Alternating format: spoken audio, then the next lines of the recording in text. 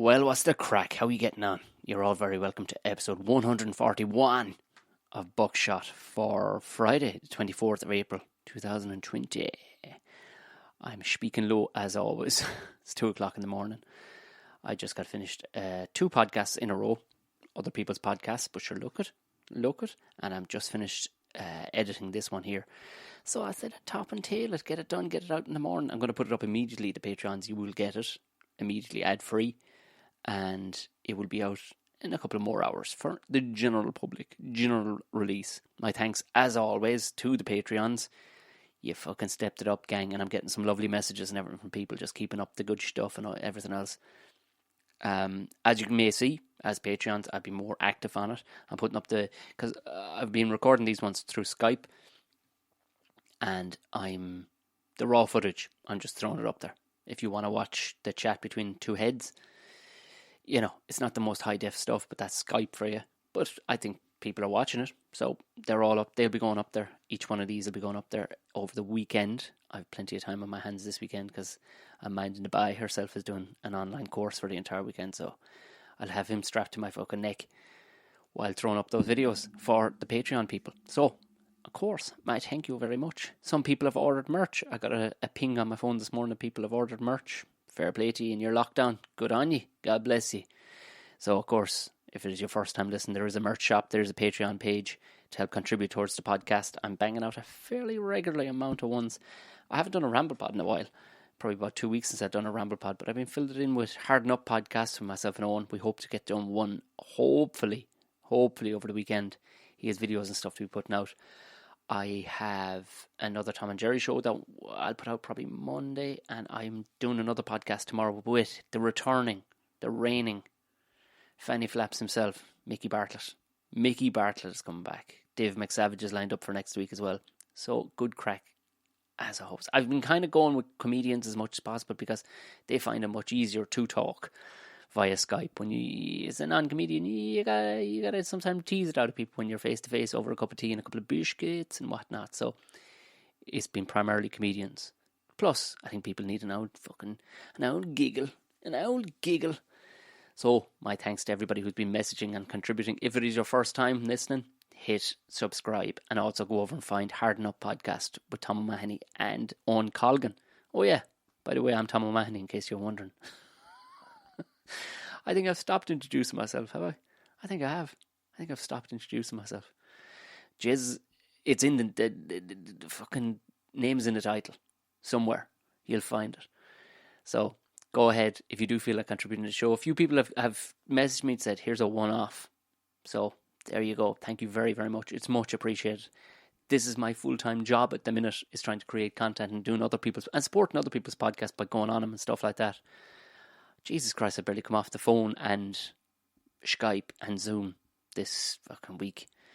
But hey, that's what this has become at the minute. So as much content as I can put out, I will put out. I just did a couple of hours with Gordo Rochford over on TCG. I think I must mention his show at least once in every episode. And it was about wrestling. I didn't get much of a spoke in because McBride and another chap, Adam Burke, the lads are fucking mad for their wrestling, so I just chime in with something stupid every so often. It was a good bit of crack. I have sorted the live podcast that we're going to do, and keep an eye on all platforms. Hopefully going to do it next Wednesday. So the platform I was using was a thing called Get Vocal. It shit the bed on me on Wednesday night. Absolutely shit the bed. Or Tuesday night. And I messaged up on the Patreon page, anybody listening to this will know what I'm talking about. I just went to shit the bed. Whatever happened. I don't know where a lot of people, the bandwidth anyway on this thing is huge. It's far bigger than what is actually required. So I'm going to use Restream. It's another format that's much lower bandwidth. And it works for the Laughter Lounge. They're using Restream. So through chats with people that are more in the know about these things than me, I'll get that set up. It goes out in a bunch of it's great. It's great. It goes out in almost every platform, bar Instagram. So it's going to be on Facebook, it's going to be on Twitter, Twitch, and a bunch of other ones. I'll let you know in plenty of advance. So if you don't follow me on any usual platforms, Tom O'Mahony Comedy will find me on most of them. Chatty Snaps is Tom Bear O'Mahony. Look, I don't really use that one all that much, but I do the Instagram one the most. Facebook page too. People answer, and people send me emails too. I've gotten back to everybody. I think I've gotten back to everybody. Fiona, I need to send you an email. Yeah, I haven't answered you. But yeah, I've been on top. Been on top of this stuff. So, without further ado, moving on to today's guest. Long time I've known this chap in comedy. He's probably one of the soundest people. He's never in bad form. Even though he's kind of in bad form all the time, but he's never really in bad form. He's just always good crack and have always great time. We always have a great chat. He's one of the guys that I talk about when I go up north, that I get to the gig early so I can have a chat with him. He's a funny motherfucker. He is the Strabanaimal himself, the mighty Ruairi Woods.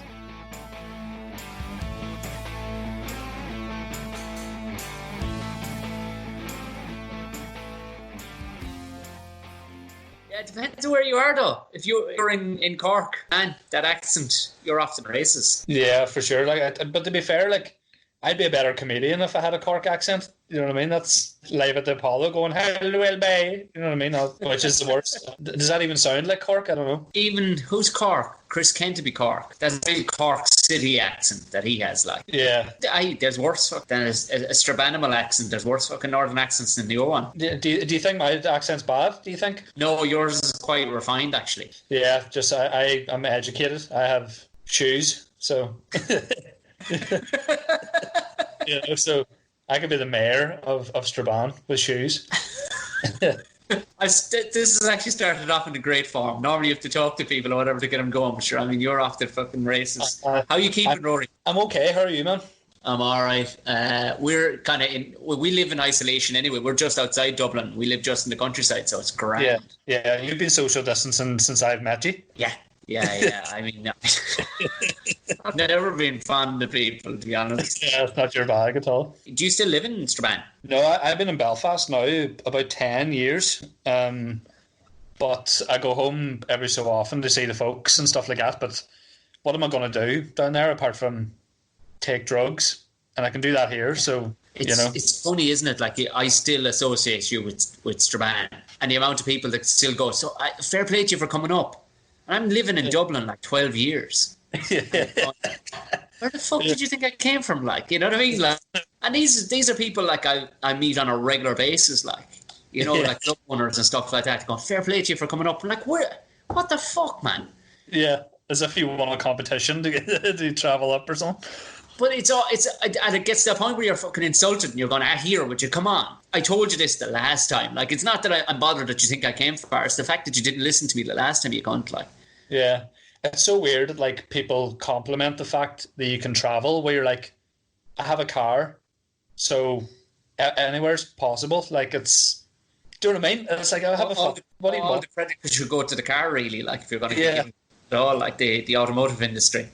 Yeah, no, the cars are good. I think they're going to do very well over the next few years. I think the future's bright. Hey, come here.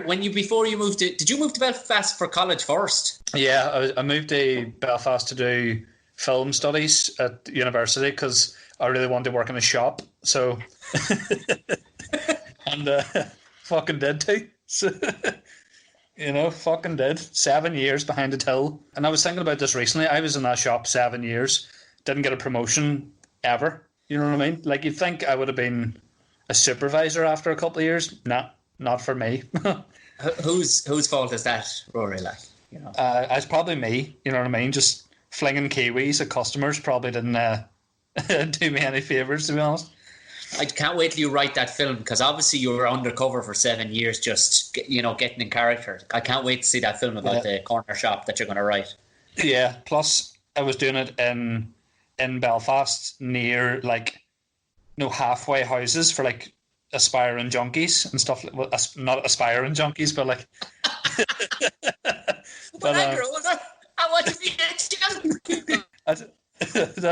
Imagine going to a careers advisor and be like, I want to be a junkie. What do I need to get do I need to do a course or something? I was trying to find a way around doing a bit without making it sound too hacky, but it was that, I remember, did you ever come across Gary Lynch? Yeah. Gary had a great bit about how accents change as a result, especially in Dublin, accents change as a result of the drugs you take. And he says, at what point do they sound like a well-educated person? All of a sudden they inject heroin in themselves and they just immediately... And he did this crossover, but I thought about it since that, like, because heroin is supposed to be class, right? Yeah. I mean, there is that moment where, like, it isn't... it's the results of it are shit, but the practicing of it is supposed to be class. I mean, has there anybody ever been aspirational, and going, if you're going to be anything in life, because there's like head scumbags, there's people you look at them and you go, why did you want to do that? Because it's any junkie that I've ever seen up north or down south, they're always like the stereotypical cliche junkie. They always are in a sleeping bag and they're foaming at the mouth. There's nobody who, if I can phrase this right, there's nobody who's like a functioning junkie where you're like, oh, he's a junkie, but he has a mortgage and he's a civil engineer and has a Volvo. Do you know what I mean? Like they always like homeless fucking pricks. There's never one that just does a bit of heroin on the weekends. There must be. I talked with, I think it was Danny O'Brien, and he used to like work with these lads, in hospitals and stuff like that. And I don't know, some of these fellas were pulling off serious moves. Some of the lads were holding down full-time jobs and staying in a hostel for £5 a night. Single blokes. And they were doing a bit of fucking old horse or whatever. They were cash rich, these cunts, like, because they were spending nothing in the hostel and holding down a full-time job. Yeah. But I suppose if you're working 9 to 5, you've earned a bit of heroin in the evening, get some heroin and some chorizo and cheese and a couple of olives and a wee tin of Strongbow. Is Strabane bad for it, is it? The drugs? Sure, it's like every other fucking small town in Ireland. Like it's... Yeah, well, apparently coke is quite a bad thing, but my question has always been, is it real, legitimate coke? I don't think the cartel have been to Northern Ireland anytime recently. Like, it couldn't be legitimate cocaine. It has to be like Daz and washing powder and shit like that. You know what I mean? It must be crap. You know what I mean? I asked this question before. How good can the gear be here? Because the one and only... I will never again... when you just get touched by an angel when you eat a product or drink a fucking product and go, well, that'll never be topped. Everything else. We got chocolate back from Mexico one time. Yeah. It was a disc. It was a fucking disc of chocolate. And I don't know, it could have been bought in any shop, but it was ourselves, parents came back. And I don't know, was there actual speed in it? But, like, I was ready. I was ready to hoover the fucking tiles on the roof. It was the nicest tasting fucking chocolate. Every piece of chocolate I've ever had since is just a sad relation of it. So I'm figuring, even if a fucking gift shop in Mexico is selling quality chocolate versus the piss that we have here, so the coke has to be fucking very same way, doesn't it? It must be, yeah. It's equally as Moorish. Yeah, so I don't know. I mean, like, nothing here is good. Like, this is Ireland. Nothing, apart from Guinness and Champ, everything is fucking shite here. Everything's fucking... Even before all this lockdown, social distancing crack, like, everything's shite. Everything's just... Do you know what I mean? Like... I bet you're in a good place in your life right now, Rory, have I? Everything's shite, 5 minutes in. Yeah, well, basically, because I'm not long married and now we're in lockdown, I don't think either myself or Lisa were prepared to be on lockdown together, if you know what I mean. So she's working from home, I'm working from home, and we're just sitting opposite each other all day. And it's a real test of patience, Like, it's just getting to the point of it, like, the conversation is just... Do you ever get so bored you end up being productive? Do you ever do that? I've cleaned the oven twice in a week. There's no need for that. There's fucking no need. I'll clean the oven twice for. I'm after building stuff outside out of pallets for no reason at all, just to stay outside. You know what I mean? I went up to the vets today to get the dog's nails clipped. As you do. It was hilarious. Like, this vet too, like, I would say they're in the countryside here. They're more kind of horses and stuff like that. But it was hilarious. I went up there and there was a queue around the farmyard of about 15 blokes, all with healthy looking dogs, all just standing there going, hey, what's the crack? And it's just this chat. We're nearly disappointed when the vet would come out and take you in, and the vet was kind of smirking. Went, oh, she needs her nails done, does she? All right, yeah, grand. I'll be back in about 15, 20 minutes. And I was like, take your time. No rush at all. Like, because obviously now you're a husband and a dad, which is a double whammy. Congrats, by the way. You left it in, no bother. But because you're a husband and a dad, you need to think of like things to get away from it, even if it's something stupid. So getting the dog's nails done, or going to get cumin from the supermarket, or I just have to go and headbutt the pavement for 20 minutes and then come. Like, you have to invent things. That was all the advice my dad gave me when I got married. He was like, think of things like hobbies and stuff to get you out of the house. Like, any hobby, it doesn't matter what the fuck it is, just do it. You know, like if it's badminton or pogs or something like that, just do fucking any niche thing to get out the house. You have to. That was the beauty of stand-up. I say it was the beauty of stand-up, because we don't know, this could be the death of fucking stand-up. You were gone. I was gone out of the house 4 nights of the week, like, so it's, you know, and it was all very healthy. You know, it was very healthy, very happy. Yeah. And now that's been taken away, so now I'm podcasting 5 nights of the week. Yeah. Can I ask too, you were saying about, I don't own dogs, but you were saying you had to get the dog's nails clipped. Is that right? So can dogs' feet get the same ailments that human feet can get? So can a dog get like a verruca or an ingrown toenail? An ingrown toenail, yeah. Can they get athlete's foot? I wouldn't think so. Because they're typically, we probably shouldn't have shoes on all the time either. Our feet should probably be a bit tougher, but because our feet are squishy old fucking rubbery things, they're so susceptible to just fucking pussy ailments like athlete's foot and verrucas and stuff like that.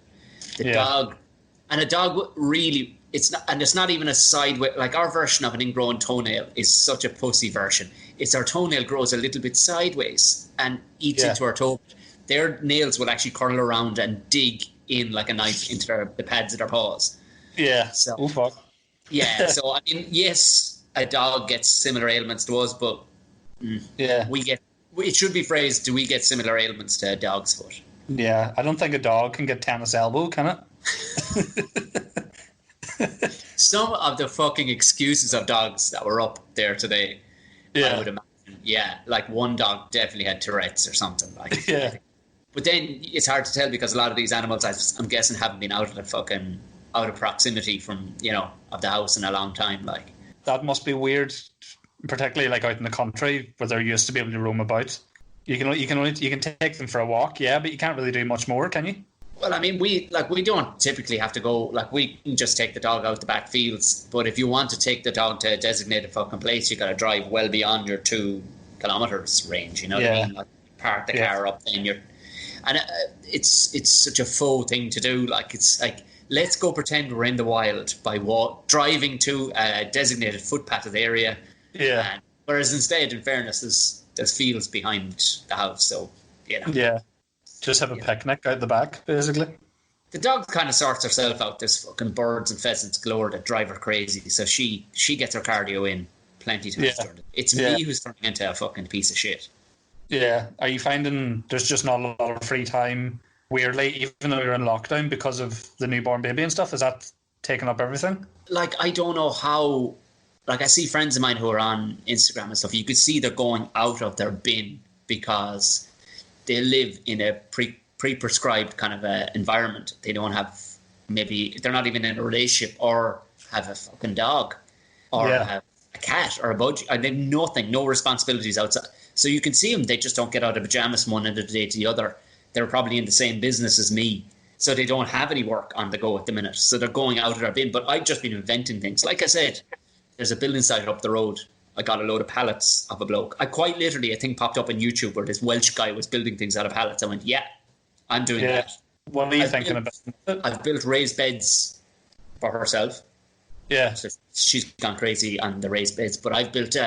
for ages, my barbecue section needed a kind of a shelving area to put a ton of stuff in the way of, you know, stuff that I have for barbecuing. So I've built that. I've pretty much finished it there now. So I don't know what I'm going to do next. Jesus. Yeah. Are you doing much cooking and stuff? Are you throwing yourself into that? Hugely. I'm going crazy with the cooking at the minute. Bread is my new thing. flatbread. What's the difference? Like, so I suppose it's still better than going to the supermarket, because I've been 2 or 3 times and you have to queue and shit to get in places, and everyone's a wanker. You know, everybody takes their time in these supermarkets at the minute, and you're like, I'm not social distancing in the supermarket because people are far too slow, so I just kind of get my list and crack on. But that's why I'm trying to throw myself into cooking, but it's annoying me because I'm doing, I suppose you don't do this because you cook quite a bit, but I'm doing like a lot of recipes online that I'm finding for a bit of research. But do you ever notice any of these websites with recipes that like have like their life story before they get to the recipe? I have a life hack for you here. Right. Because I still, like, yeah, I cook a lot and I know, but I'd still only know the basics of how long it takes to cook a thing. You know what I mean? I still need to look shit up the whole time. So myself and Owen Colgan, we exchanged chat about this the other day, and how to get by all that waffle when you're searching for what you want to cook. Type in either the word simple or for kids. Yeah. None of that waffle. It's some cunt called Sally Ann from Wisconsin wants to tell you about that time they went on a fucking spring break and they learned how to make fucking scones. Yeah. And then somewhere jumbled amongst all that is the fucking recipe for scones. It's the most infuriating thing where you look at the recipe and as you say, it's just some random her. And they're like, when I was getting rimmed in the Philippines, I decided to make this. And you're like, it's fucking beans on toast. Just... This is the time I got fisted in Cavan and like, halloumi fries. Oh my God. Guys, it takes me right back to that felching trip to France. Oh my goodness. Wait till you try my halloumi. It's unbelievable. Yeah. Those are your two things. Type in either for kids or simple. Yeah, that's a good tip. It cuts out the 24 fucking ingredients that don't exist. Oh, guys, why don't you just get yourself some lemon sugar? Well, you know, these sort of fucking assholes. Yeah. And it also cuts out all that waffle because kids aren't going to read that waffle. You know what I mean? Yeah. The odd one will mercifully have a button that says jump to recipe. But without a doubt, 17 ads will pop up in front of you. You know what I mean? So. But I'm just wondering, if you type in simple, does that mean simple by their definition? So it's still like a really elaborate thing where they're like, here's some venison tears and here's the taint of a nun and stuff like that. Where like, there will be still those concepts, but it filters out a lot of them. Normally the BBC Good Food, because that's just somebody who's getting paid to bang up recipes, not tell you anything about themselves. You know, I don't understand why we need to know that shit. Like, we don't need to know what life experience you had with these fucking avocado poppy seed frittatas, you dick. And then is it by anything? Like, why do weather people say their names and the newsreaders? They're like, this is Timothy blah blah blah with tonight's news. I don't give a fuck what your name is. I think you're either turning it. I don't know if this is synonymous with the lockdown or what's happening, or you're just turning into me. But I quite literally, I'm shouting at television programs to go get to the fucking point.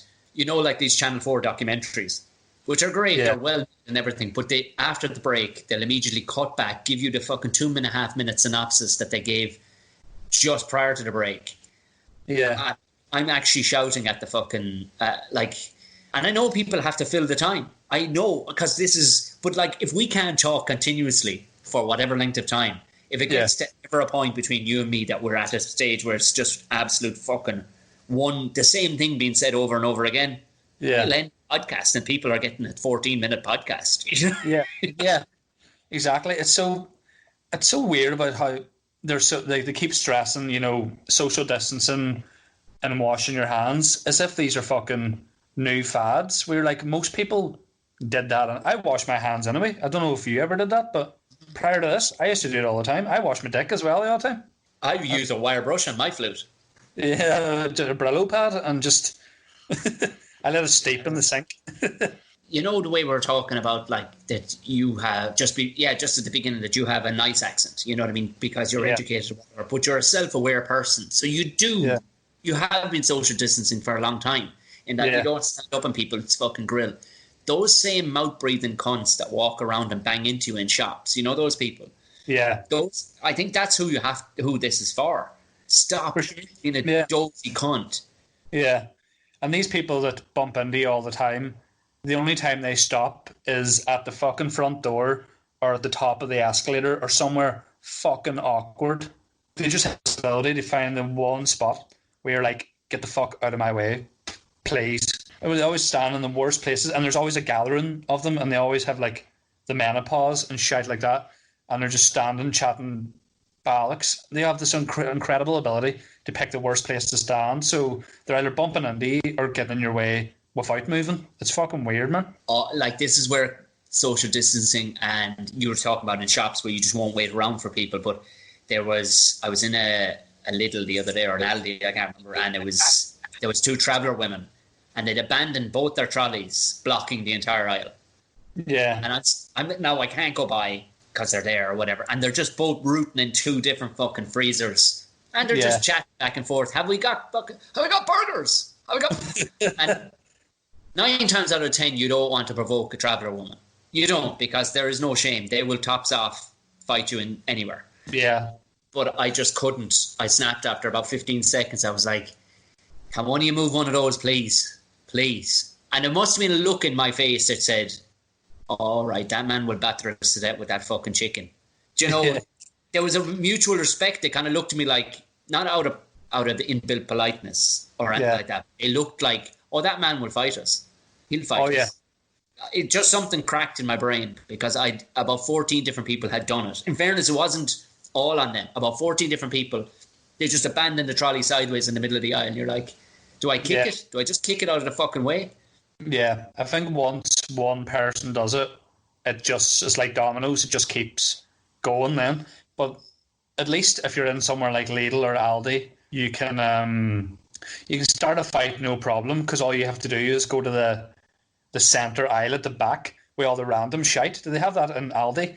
There's like one aisle, and it's got like flip-flops, a gazebo, an egg poacher, a machete, a fucking a live dog, a mortgage, and plutonium, and just, but it's all like Lidl brand dildos and stuff like that. It's fuck. I hate, like, so at least there you could go and grab a kettlebell and smack her over the head with it. That's my point. Well, at least Lidl knows what it is. You know what I mean? It knows it's a dump. You know. You know. And what's funny is they much like a lot of the like Dunnes stores down here, socio-economically, you'll see such a difference in Dunnes. Yeah. And I thought, well, an Aldi or a Lidl is all the fucking one. It's fucking not anymore. A few places have really gotten snobby. Yeah, oh, for sure. Yeah. And the shithole ones are still the shithole ones. You can see it. I was in one the other day. I was like, oh, Jesus, there's space. The aisles are twice the width. Everybody has, most people had all their own teeth. It was impressive. But the one I usually go to, you know, Jesus, it doesn't fill you with any sort of happiness in any way. Well, the last time I was in Lidl, or Lidl, whatever way you want to pronounce it, there's like a finest. Is that what it's called? Lidl's finest? Oh, yeah. But I actually, it's bullshit. I actually think Lidl's finest is just a way of saying this is exactly what it says on the box. You know what I mean? Whereas everything else, we were like, I thought this was a chicken, and it's clearly just a cat. It's just a shaved cat. I wonder. Do you remember I used to do a bit about Bic razors? Do you remember that? Yeah, but the Bic razors and Bic pens or something, wasn't it? And the whole premise was the aspirations of Bic to say, we're making the shit version of everything, lads. You know, I'm not saying that every company that starts out wants to be the Ferrari or the Maserati. You know what I mean? But at the same time, where's your pride at? You know, or. Then I was thinking, who's making it? And it turns out, I talked to a guy, he was an accounting manager for Fife's Bananas. And prior to that, he'd been for somebody like Heaton's. Do you have Heaton's up there? They're like a department store. Clothing, it's cheap-ass clothing, basically, is what it is. Yeah, I think we might do, yeah. I think you do. And he had said, a lot of the gear is actually good quality stuff. I went, really? He goes, oh, yeah. Because Tommy Hilfiger and a lot of these brands, they cover both sides of the fence. They just leave their label off. Yeah. Because they're making it shit cheap in Turkey anyway. So what they do is they'll send their €100 top in their shops and brand, decent department stores, and their $9.99 shirts. They're the same fucking thing. They've just left off but they want to cover both sides of the game. But right. When I said, oh, fair enough, but then you buy a pack of drill bits from Lidl, and one of them takes your fucking tooth out. Yeah, you can be guaranteed Makita or Hilti aren't making those either. Yeah. You know what I mean? So who are those fuckers who are going, the most just about legal version we can get away with making a thing. Yeah. Let's make that. Well, like, if a drill bit is taking your teeth out, though, Tom, I would suggest to stop eating them, to be honest. I knew you were going to say that. I fucking knew you were going to say that. I know times are hard, but, still a bit of pesto wouldn't kill you like this. Fucking couple of years in college, and you're talking about fucking pesto. There's an accountant in Strabane wouldn't know pesto if it was literally fucking thrown at him. I gigged in Strabane. Yeah, well, like, I think pesto and Strabane's, like, if you had to guess, a Strabane man would probably say it's for a rash. If you have a rash, rub pesto on it, which you probably could do. The red pesto, no bother. Was there much prejudice when you moved to Belfast first as being a bit of a culture, being from Strabane? Because I know lads from Lurgan they don't do themselves any justice either. They slag their own town off like. Yeah, true. When I moved up, no, because everybody thought I was from Derry when I first moved up, so it was more.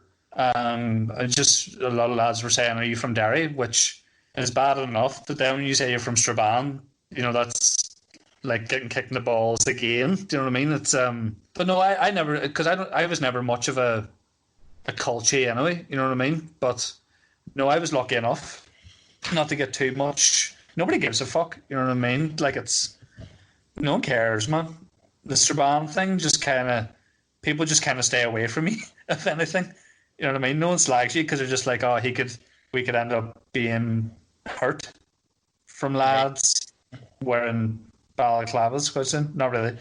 That's more my in-laws now. All my in-laws are the Ra now, basically, which is good. Oh, are they?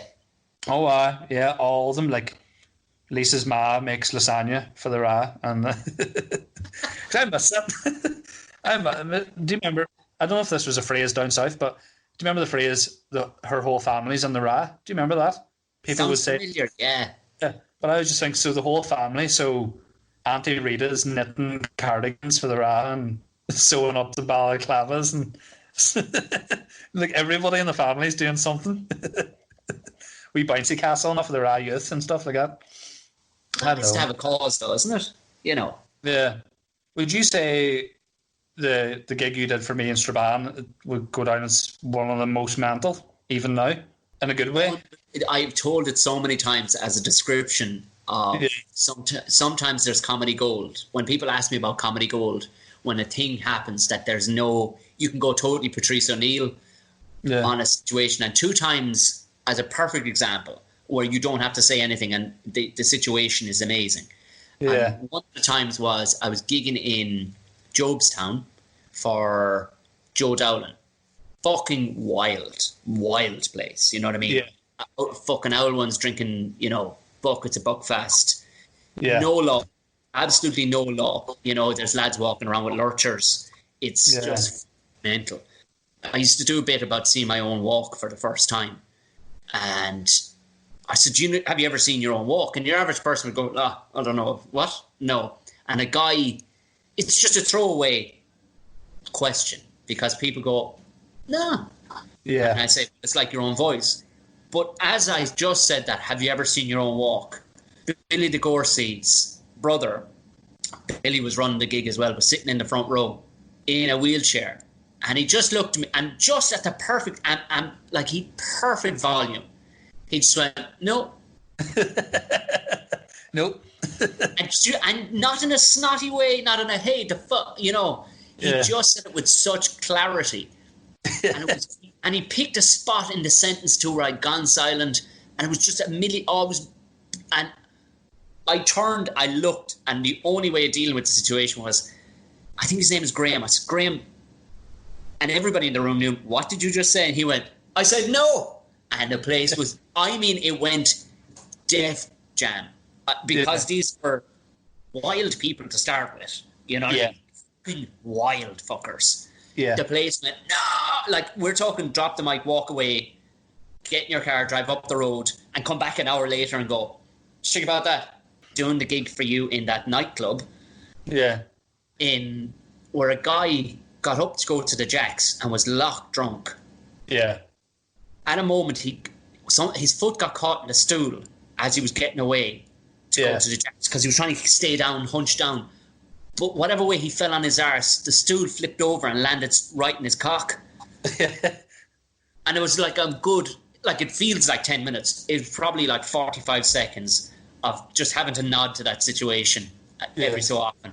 Before, like, you couldn't start straight back into material because people were laughing too hard at this poor cunt getting slapping the nuts off. You know, I really, actually, that gig was really weird because I never thought it was actually going to be it was wild, but I expected something way fucking rougher because it didn't kick off till like 11 o'clock or something. Yeah, it was a late kickoff. It shouldn't have worked ever, but for I think we did 5 shows. They were all great. Like, again, maybe long term, probably not sustainable, but as like a flash in the pan couple of shows. Like, you did the second, so the first night was Jerry McBride, and he got a standing ovation that night, I believe, from what I remember.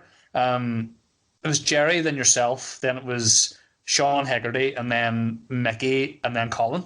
So it was a nice wee run of shows. You know, like it wasn't my thing. I was still so new to comedy. I didn't know what I was really doing. But you know, like it's not my thing running gigs at all. I don't know how you feel, you know, beyond booking the odd gig here and there. Would you run do you run a full-time gig? I don't think you do. No, I did. I have done, and the fuck. Yeah. Like, the one thing about, like, there were so many factors that were just a pain in the hole. Once, like, it should be simple, but what I found was it'll be running fine, and then you'll get comedians go, and how do I get there? You're like, well, first you're going to tie your shoes, and then you're going to walk out your front door. You know, and you really want to say this to people in their talking to people in their 30s. They've gotten this far in life.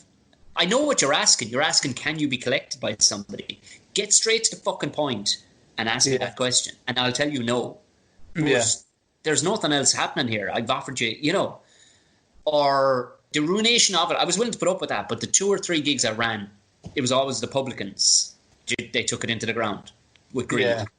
Yeah, it's just always the way. It's a rare thing to get, you know, a bar who's willing to lose money long term to make it good. You know what I mean? It's a rare thing to find. You know, somewhere like Lavery's or Daly's is it's just a real like class thing that there is. Because look at somewhere like Lavery's now. I mean, it's always packed. You wouldn't even really need to do a poster for Lavery's anymore. You could just go first and third Wednesday of the month. People come up now without really knowing the lineup, and then they just kind of come in and watch it. It's, you know, it's class. It's really, really good. I like gigging in Northern Ireland anyway because I just get on with all the lads. I'll purposely get up a bit earlier because everybody on the scene really I get on with. You know, I think a good way of determining how well you get on with a comedian is if you can spend time with them outside of a gig or even at a gig, but not exclusively talk about comedy. You know, you have ones that are just going, so what gigs are you doing? How do you get that? You know, I'm doing this, and have you any bookers, blah, blah, blah, blah. But like Colin's wedding, for example, we were at the same table. Yeah. We had great crack. That was good crack. Actually, I enjoyed that. That was, I mean, they knew who they were putting together at the table too. Like, you know what I mean? There was, but I had a feeling anyway there was going to be very little doses at Colin and Maureen's wedding. You know, it was good. I just remember they kept the cheese table out all night, and towards the end, they were playing some song, and you were holding a big lump of brie in your hand like it was a fucking kettlebell, but still dancing. So doing the tango by yourself and benching brie in and out of your bake for about 20 minutes. God bless. I have when the beer comes on, we talked about heroin addicts. Yeah. I have aspirational levels of cheese addictions. There's something. when the beer kicks in. Yeah. You were. How did you feel? Because you had a show. One of your shows one year was called Strabanaimal, and then you've your man with his tattooed chest who looks like a mini Conor McGregor, called himself Strabanaimal. I mean, I don't know how long that's been a term. To be totally honest, I was just the first show I did was called Strabanaimal out of panic because it was part of Culture Night, which is a thing in Straban, and yeah, just one night a year. Obviously, it's like Christmas Day. It's like I can't say anything. I went to school in Tiptown. There ain't no Culture Night. yeah. Well, if there was a Culture Night there, what do you reckon it would involve? It would be the most ridiculous things like pitching hay bales. Genuinely, there's Clonmel, the big town up the road, like one of the major things every year is that they do have this kind of festival of Irishness, and they have barrel rolling, milk churn rolling fucking competitions. Yeah. You're like, Jesus, wow. Yeah. Like Tipperary Town was given a custom built theatre. It got burnt down years ago. Their theatre was custom, done back up. Yeah, of course. Who burns a theatre down? Like, it wasn't struck by fucking lightning. Like, the theatre's built, ready to, sits there, and the only use I think is Slimming World on a Thursday. Fucking Big wheel hell. skills on the stage, because we put it to him about bringing shows there at times, and there was no response. There's no response at all. Just like nah. Well, that's an easy job working there, anyway. That's a really easy job to be working behind the scenes of that theatre. Is it like a proper legit theatre, like a good? Yeah. From what I haven't been in there, but from what I've been told on the photographs I have seen of it, it's like a 300-seater stage, and but I mean it doesn't operate at all. But therein lies the things like darts are big. You know what I mean? But they just don't use a board probably there. They just fling a butter knife at you. It's just pitchforks and whatnot.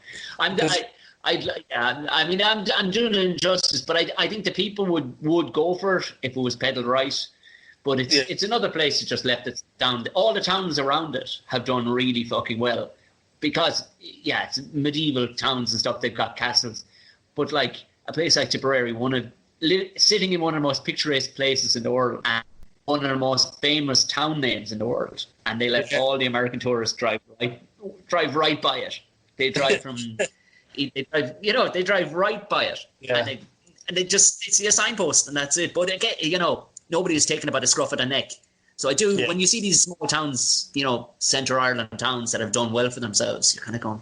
It takes a bit of time to get small towns like accumulated or assimilated into things, because even like from a comedy standpoint, I mean, places like Oma and stuff at the start, like I did my third gig ever in Oma, and I just didn't really know why the MC was getting up again to introduce people. They didn't understand that there's a headliner and it's like a show, but these things take time, because even like the Culture Night in Strabane, it was quite big the last couple of years, but at the start, it didn't really know what it wanted to be, because obviously Strabane's got the culture element, but it's somewhat of a towny thing. So it was really just singer-songwriters, a bouncy castle for the kids, and then maybe a few old lads playing snooker with a rake. You know what I mean? It was just fucking. There was really none to it at all.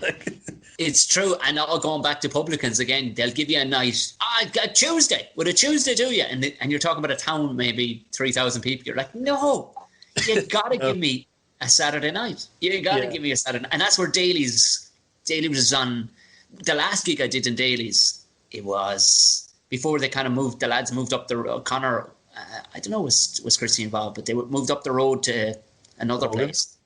Yeah, I've done that since. But the last time I was in Daly's, it's still to this day, it's one of the funniest experiences ever. The show was an hour, nearly 2 hours late kicking off, because I was stopped going into the town by it wasn't me that delayed the show, but a cop stopped me driving into the town. He says, "You're not getting there tonight." I was like, "What?" It's a small fucking town. Is it flooded? And he's like, "Oh no, they're practicing marching," and this was March 18th. Yeah, I'll never forget it, because for a split second in my head, and I talked about this that night. For a split second in my head, I went, Jesus, that's dedication. They've got 364 more days for St. Patrick's Day, and they're practicing. Oh, it's not that margin. Sure, it's not. Yeah. And there was a moment, I'm pretty sure the cop looked at me, like, we're talking 3 milliseconds. The cop saw what I was thinking and then looked at me like, no, you fucking idiot. It's not that kind of margin. Yeah. But I'd never witnessed these lads out before. So for me, watching them out the window, playing the same fucking tune up and down the street, dressed like fucking Dr. Pepper, it was... I'd never seen anything like this before. So much colour. So much colour and so much pomp and so many sad, angry faces. Nobody looked happy. Yeah, you think if you were marching, you would be in good form. If you look at like the gay pride parades, they love life, but the 12th of July march is it's just like a wake, but the music's not as good. You know what I mean? So, what did they do this year? What they do this year? I don't know. I think it has been cancelled. They're going to Skype it. Yeah, the march isn't on. The Venga Boys aren't playing. There's none of that. But sure, everything's cancelled, really, isn't it? Like everything for the foreseeable future, and then the lockdown's supposed to be another 3 weeks, 4 weeks, something like that, apparently. So, fuck knows, man. Like, I'm kind of hoping it's only another few weeks, to be honest. I don't know how much longer I can be, just in. You know what I mean? I'm like, are you missing stand up as much as you thought, or? Yeah. I've never, I hadn't gone since I started stand up 10 years ago. I hadn't gone more than a week without doing a gig. Yeah. And that included holidays and shit like that. So it was I'm jonesing, but I've gotten over the part now where at least I can go edit this and create a thing and give it to the world.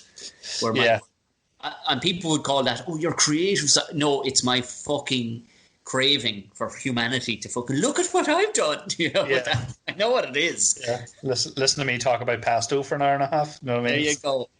But it's like, do you find it's quite annoying during the lockdown that everybody seems to be starting a podcast now and everybody's getting good responses? Everybody's like going, oh, great, you've started a podcast. And you're like, we've been fucking doing this for, obviously you're vastly longer than me.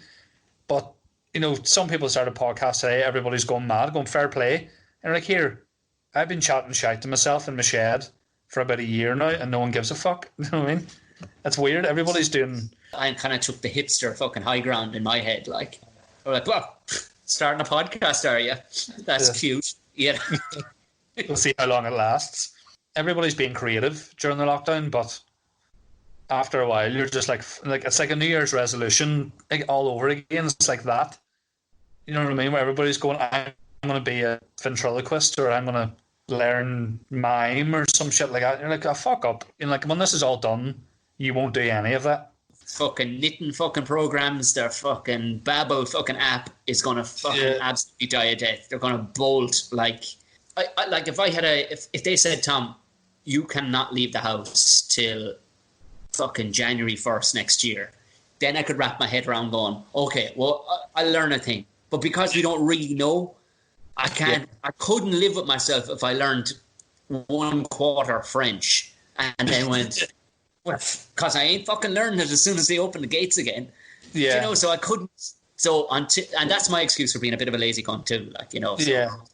Because I think if you're going to learn something during this time, at least learn something that you can use when it's all done. Because what the fuck are you going to do? We're like, I learned Arabic. And you're like, well, do you give a fuck? You're like, can you order a kebab in Arabic? Can you, dickhead? Or crochet or some shit like that. If you're going to learn something, make sure there's long-term value to it. Instead of going, I can write a penny farthing now. I mean, it's fucking... It's a weird one because so many people, I know fitness people that are being positive and they're putting up things online and stuff like that. And I could understand why they would do it in the previous life where you go, yeah, but you could be a bit of a mad cunt at the weekends or something to get that out of your system. I can see you putting on that fake person for this, right? Yeah. Because you can go and be, you can go and fucking kill hookers as soon as you put the laptop down. Yeah. As you put on your live streaming fucking fitness video. But you know for a fact they can't do anything outside of that. So there's no fucking way.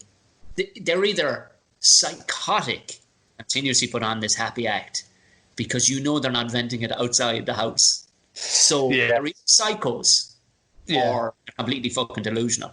Well, they're the people that are definitely like murdering people with kettlebells. I think they're definitely, nobody should like broccoli that much. Do you know these fucking avocados and these fucking half-boiled eggs sitting on top of them? Like, it gets to a point where you're like, come on. Who wouldn't appreciate? Imagine like one of those fitness people came on and went, all right, you cunts. None of us want to fucking be here. Yeah. Well, let's just fucking eat up 45 minutes in each other's company, because either that or masturbation. So get on board. Let's start some push-ups. Because they're the people that like, the ones that say you should get up at 5 o'clock every morning and attack the day, and get a workout done and get a shower, breakfast, do some email correspondence and then go to work and you're like, no, fuck no. But again, even during this, people say keep doing workouts and it improves your mood and you'll be happier and stuff like that. And I'm like, I've done a few workouts this week and I'm just bored and sore. So I'm still as bored as I was, but now I can't get out of the sofa quite as quickly. Going to the gym before, at least when you go to the gym, immediately as you come out and you sit back into the car or whatever, you can swing into the shop and you can get yourself a 6-pack of Frubes. You know what I mean? Or Frubes. Jesus Christ. Do they still make get a cheeseburger in McDonald's. You can just fucking balance the books, but you're just going to sit there in your own festering sweat. Yeah. Oh, hey guys, put on your flip-flops and walk to your own shower. And, it's like, I can't, unless it's the real thing, I can't. Inside of a gym in 4 years either, like so. Yeah, fuck that, man. I just can't get over you've mentioned Frubes on a podcast. That must be the first time, and that's the most niche fucking reference. Of all things you could have said, you said Frubes. Where did that come from? I have no idea. Shortbread next. This is the 1950s.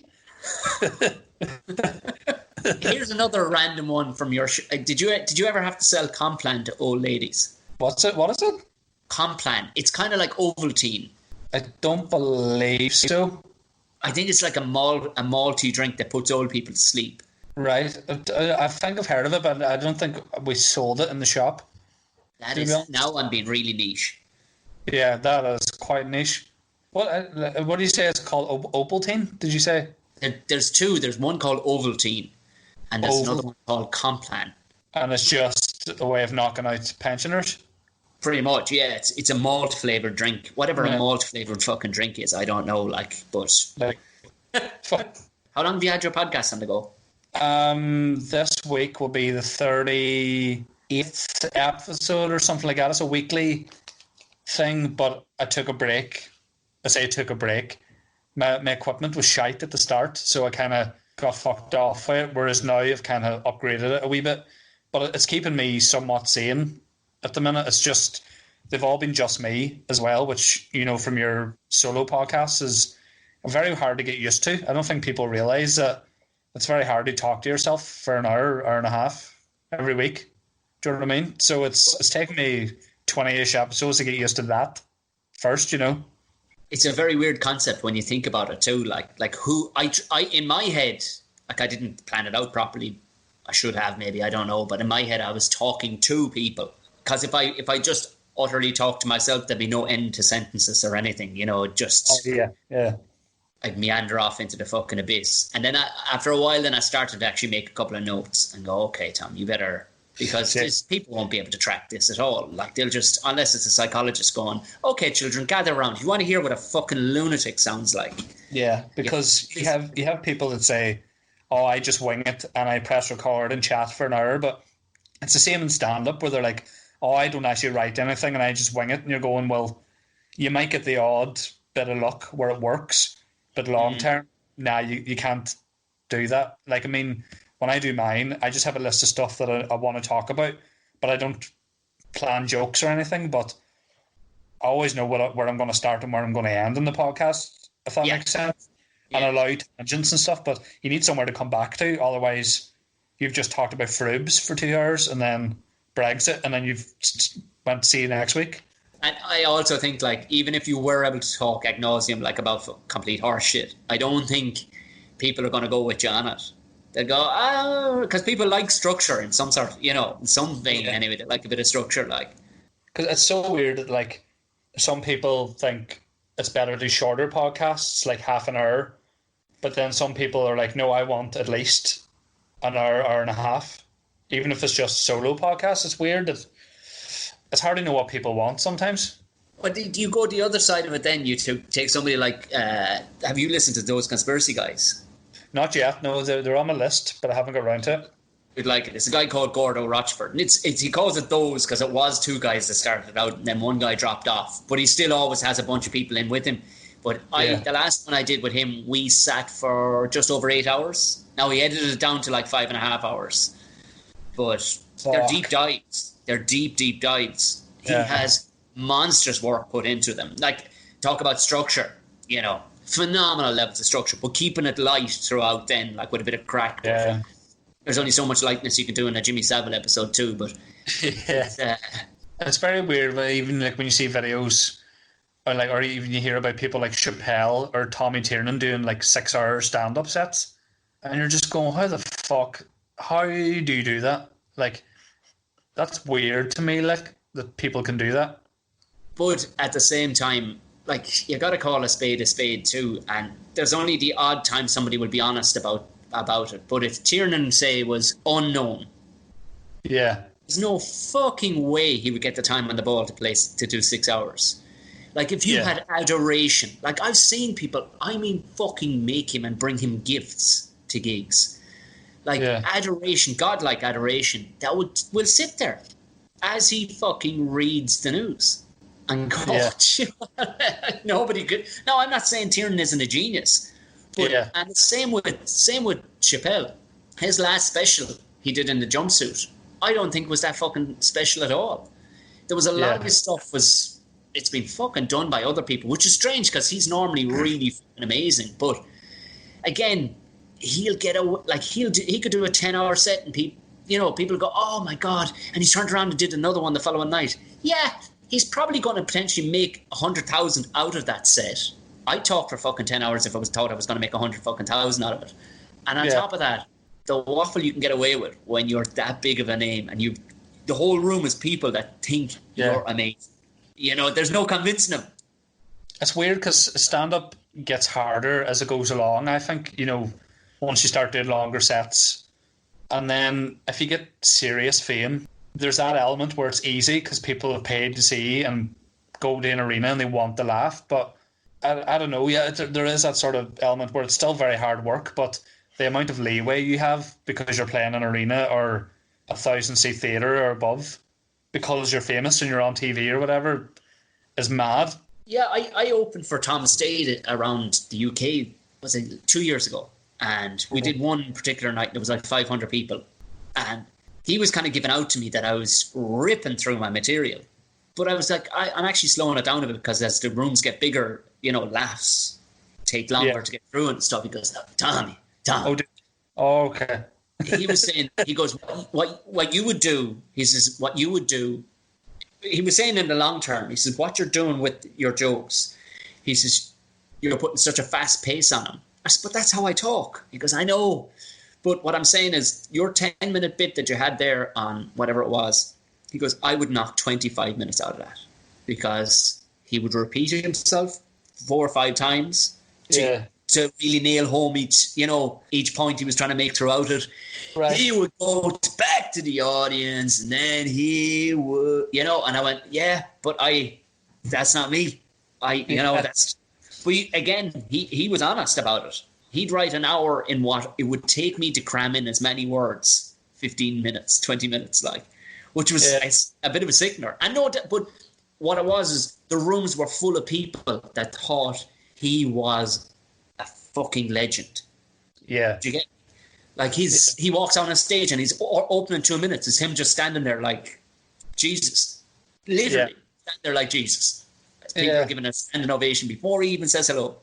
It's weird to sort of when you gig with more experienced or famous comedians, that when they give you advice, it's weird because you want to take it on board, but if you started taking on stage advice and started delivering things like him, people would just go, Tom the Bear's trying to be Tom Stade at the minute. What the fuck's that about? You know, plus you're going long enough now that people know the way you do stand up. Like you have your way of doing it, and that's the way it is. You know, there's no point changing. No, there's no point you doing a fucking mime act. No, like your act is. You know what I mean? Yeah. You know, the way you do it is the way you do it, and it's taken you 10 years to to get to this level where you're like, well, this is how I do it now, and that's what fucking pays the bills. But it'd be weird then if you started going on like fucking Emo Phillips. I'd be going, what the fuck's going on with Tom the Bear? Do you know what I mean? I don't know if he was telling me to do it, but what he was saying was, this is how I do it. So don't feel under pressure. He was being quite polite about it. You know, he wasn't big on, listen, you're fucking going about it all wrong. You know, he was being nice enough about it. But what he was doing was giving me a peek behind the curtain of, look, you don't have to be trying as fucking hard as you're trying. I'm like, well, I fucking do, because everybody in here knows you. You know? They just know, all they know about me, and may remember afterwards that I was a bloke called Tom. That was it. You see, it's hard doing warm up for someone. It must be like, I remember when I seen Ricky Gervais in the Waterfront in Belfast, which is 2,000, maybe 2,500, sold out.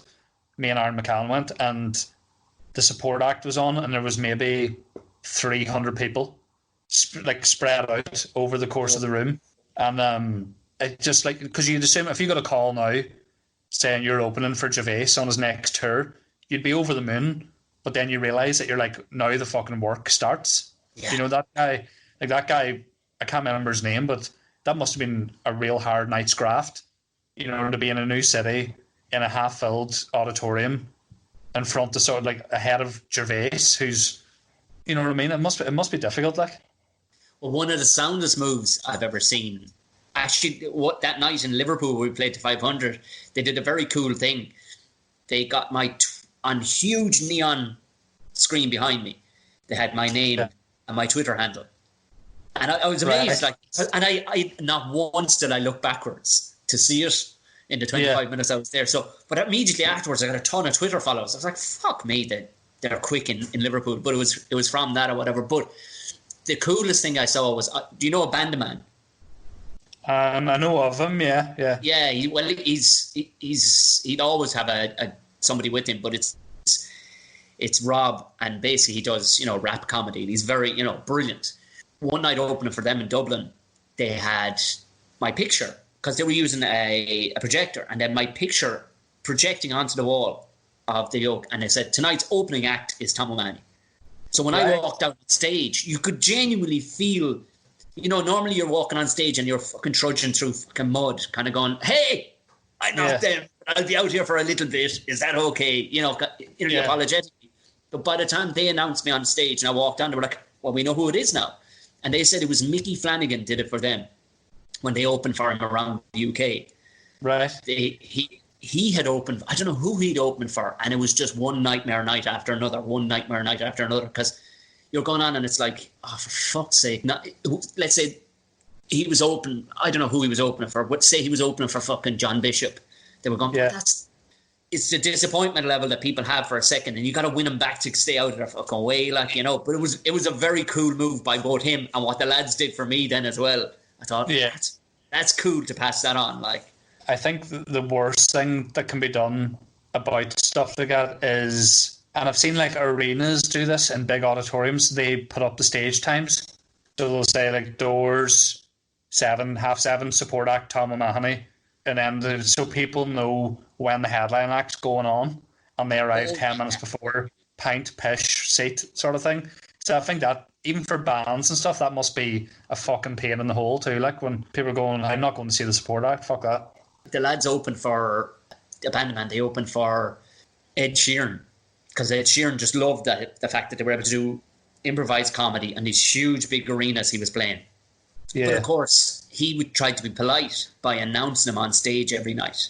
Sure, it's the worst thing ever, because as soon as they heard his voice coming on the microphone, regardless of what he said, the whole place went buck wild. And then when it quietened down, he went, yeah, I'm not coming on. I'm sending on an... You know, and so people were like, oh, fuck. Yeah, it's a real cock tease, isn't it? Jesus Christ.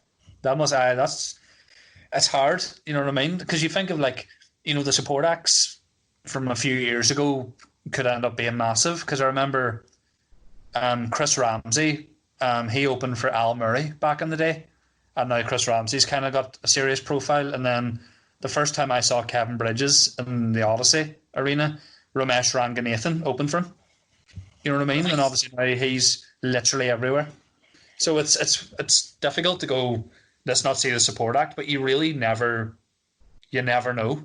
So I think I seen an old thing from Queen's Comedy Club, an old lineup, and it was Colin Murphy hosted, and it was like Kevin Bridges and Tom Stade, and that was the gig back in the day. Like, and then maybe someone like Colin McDonald did an open spot. I mean, that's a mega lineup.